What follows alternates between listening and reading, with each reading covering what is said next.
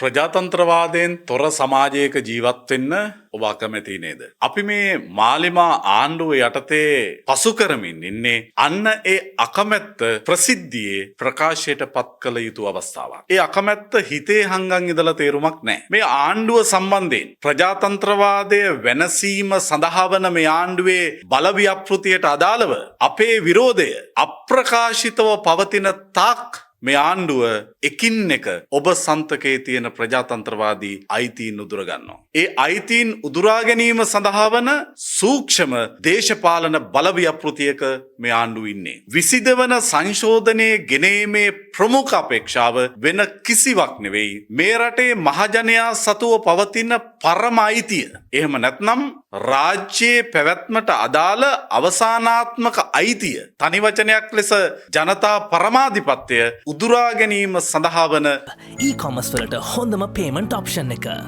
ලංකාපේ within just pay web බල ව්‍යාපෘතියක මේ ආණ්ඩුව ඉන්නේ. 22 වන සංශෝධනය රැගෙන ඒමෙන් තවත් බලාපොරොත්තු කිහිපයක් තවත් ආත්මාර්ථකාමී බලාපොරොත්තු කිහිපයක් ඉටු කරගන්න මේ ආණ්ඩුව අපේක්ෂා කරන බව ඇත්ත.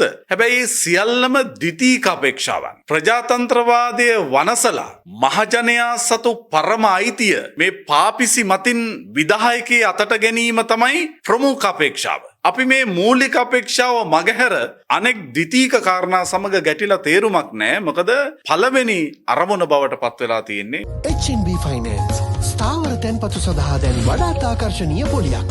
අන්නේ කාරණාව බව අපි තේරුම් ගත යුතුයි. ලංකාවේ මහජනයා ආසියාවේ පැරණිම ඡන්දදායකයින් සහිත ජන සමාජයක අපි ජීවත් වන්නේ. 1931 ඉඳලා අවුරුදු 21ට අඩු හැම මිනිහෙක්ටම ඡන්ද තිබිච්ච රටක්. 956 ඉඳලා වයස 18 සම්පූර්ණ කළ සියලු දෙනා ඡන්ද දීපු සර්වජන ඡන්ද අයිතිය පිළිබඳ ඓතිහාසික උරුමයක් සතු ජන සමාජයක්. ඇත්තම කියනවා නම් 910 ඉඳලා සීමිත වටපිටාවක හරි ඡන්දයක් අත්විඳපු ජාතියක්. පොන්නම්බලම් රාමනාදන් මහතා මහජන ඡන්දයෙන් තේරීපත් වන්නේ ලංකාවේ පළවෙනි ස්වදේශික මහජන නියෝජිතයා විදිහට 1911. ඒ කියන්නේ අවුරුදු 115ක් විතර පරණයි ලංකාවේ ඡන්දදායකයාගේ ඡන්ද අයිතිය පිළිබඳ කතාව. මේ සියල්ල වනසා දැමීම සඳහා වන බල ව්‍යාපෘතියක මේ ආණ්ඩුව ඉන්න බව නිශ්චිතයි. මට තව දෙයක් කියන්න උවමනයි.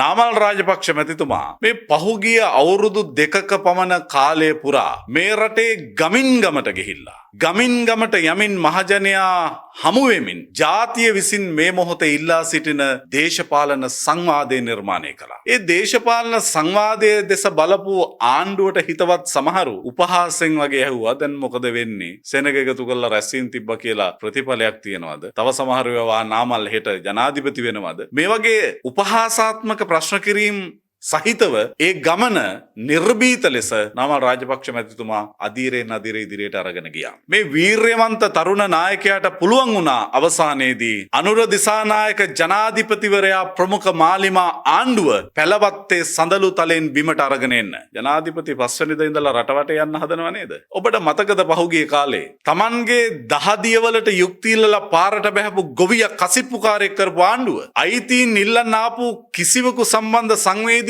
නොවිච්ච ආණ්ඩුව අද අර සඳලු තලෙන් බිමට බහින්න ලෑසි. මේ දේශපාලන ප්‍රපංචයෙන් නිර්මාණය කළේ නාමල් රාජපක්ෂ විසින් ගෙන ගිය දේශපාලන වැඩපිළිවෙල විසින් බව අපි තාම විශ්වාසයෙන් සහ ආඩම්බරයෙන් කියන්න කැමැතියි.